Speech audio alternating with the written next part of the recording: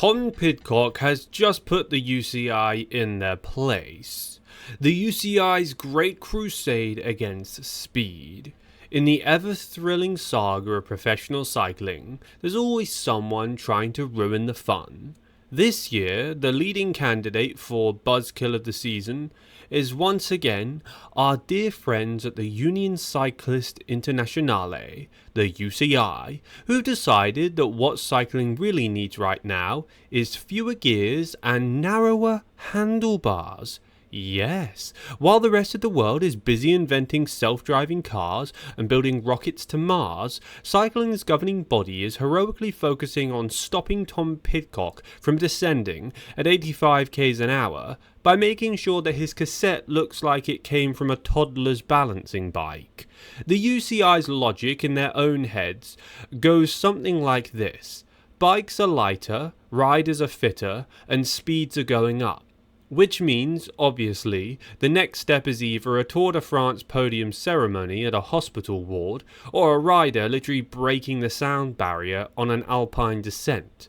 Their nightmare scenario involves a breakaway rider hitting 120 km an hour, overtaking his own team car, and disappearing into another dimension to visit the aliens. So, they've decided to intervene before cycling becomes the opening sequence of a Fast and Furious movie. On paper, their intentions sound noble. Safety, rider welfare, avoiding tragedies. No one is saying these aren't important, but the execution, that's where it starts feeling less like the UCI is protecting the peloton, and more like they're preparing a kindergarten field trip.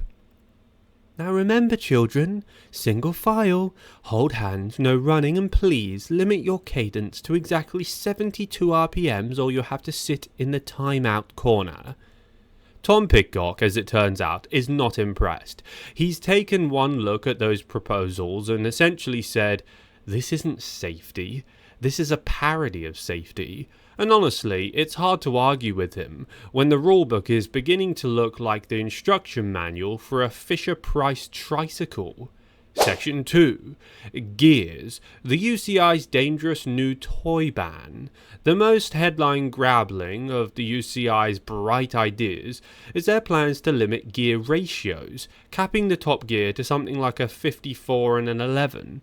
Now, for a non-gear nerd, this basically means the fastest speed you can pedal at is reduced. The UCI's theory is less top speed equals fewer horrific accidents.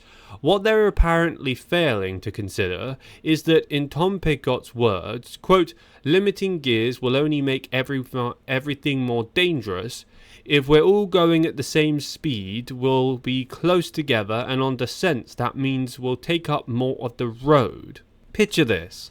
Instead of riders naturally spreading out, because some are faster on descents, you now have a Tour de France peloton of 150 riders all crammed together, freewheeling down a mountain like a swarm of overly caffeinated wasps, each one trying not to bump handlebars with the guy next to him. Sounds safe, right? Because nothing says safety like 800 combined kilograms of carbon fibre and muscle occupying the same 3-metre stretch of tarmac at 70 km an hour. The whole thing is a bit like telling motorway drivers, right guys, to make things safer, we're limiting all cars to the same maximum speed of 40 miles per hour. Sure, you won't get any single car crash at a high speed, but you will get one spectacular 80-car pile-up the second someone sneezes.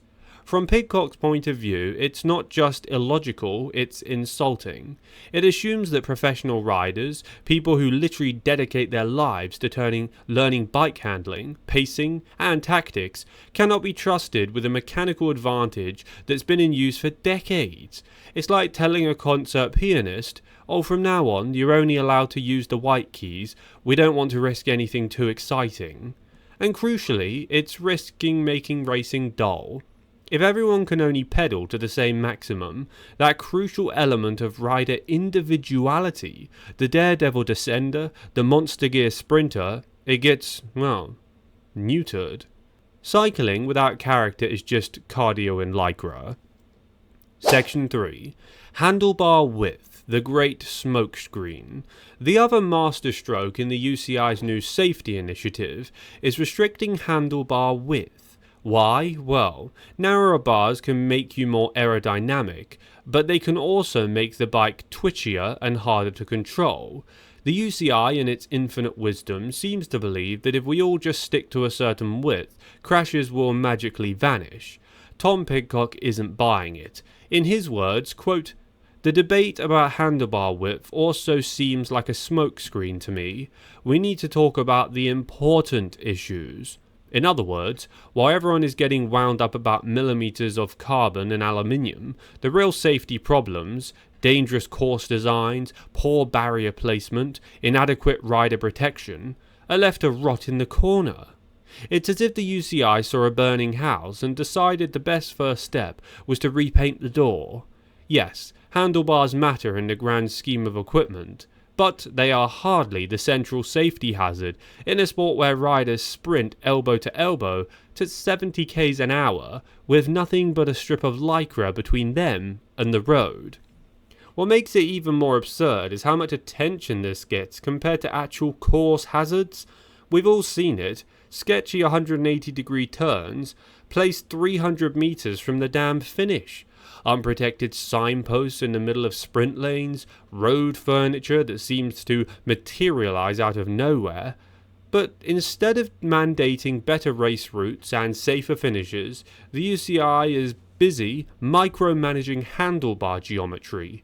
It's like banning sharp pencils in a sword fighting contest. Pidcock's subtext is clear.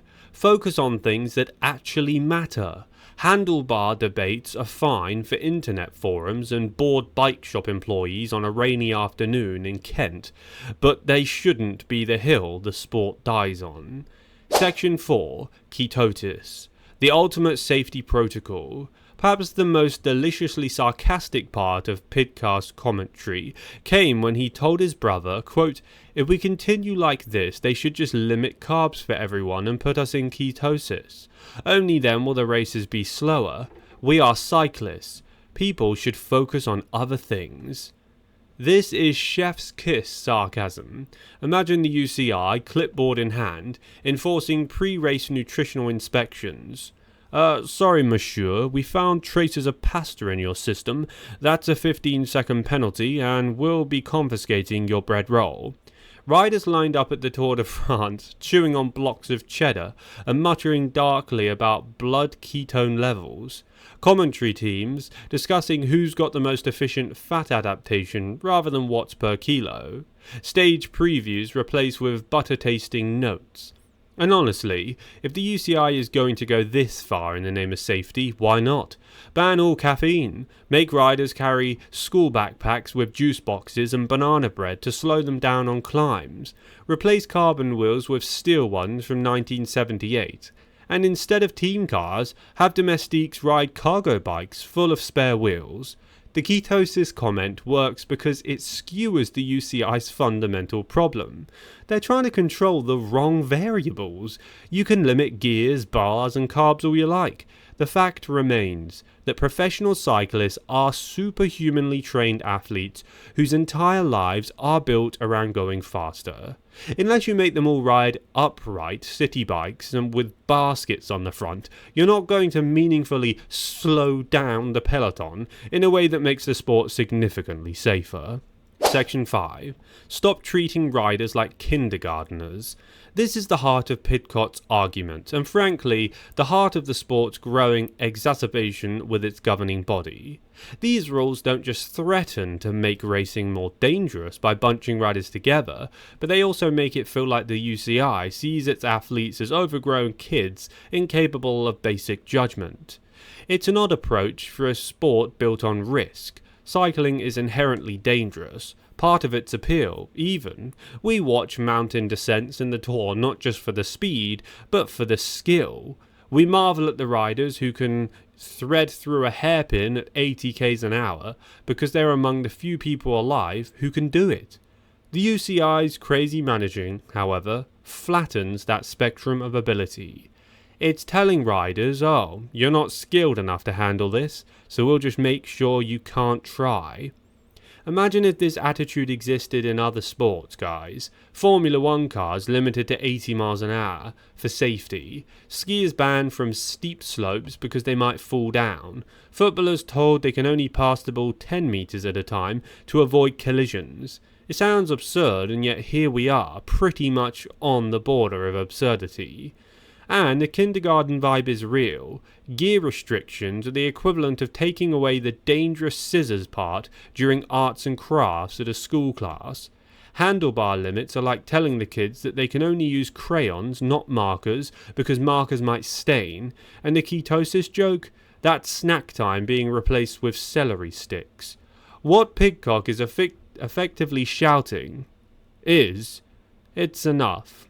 And cycling will become boring if they keep going. Thanks for watching today's video. If you're new here, please subscribe to my channel to stay up to date with all of the latest cycling news, cycling drama and cycling results. Leave a like on today's video for good luck and be sure to comment down below your opinion in the comment section.